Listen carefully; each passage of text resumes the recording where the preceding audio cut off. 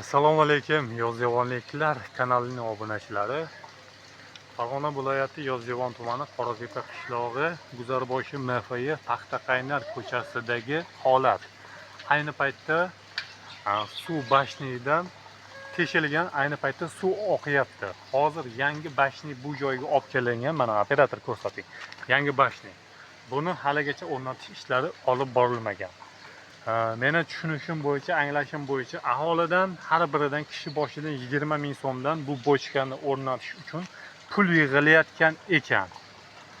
Vaholanki bu bochkani tashkilotni o'zi qo'yib berishga doljin majbur bular. Lekin aholidan shunaqa pul yig'ish ishlari bo'layotgan ekan.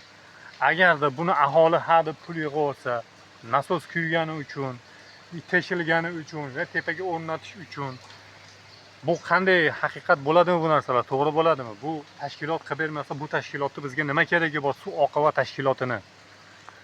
Mana ko'ryapsizlar, suv isrof bo'lyapti. Bu aholiga boradigan suv tepadan pastga oqyapti tinmasdan. Bu degani vaqtida aholi uyga suv ta'minoti bo'lmayapti. Mana qaranglar, suvni. Mana shu. Ko'ryapsizlarmi suvni? Albatta bu mavzuga biz be'tibor bo'la olmadik. Mana shu mavzuni sizlarga havola qildik.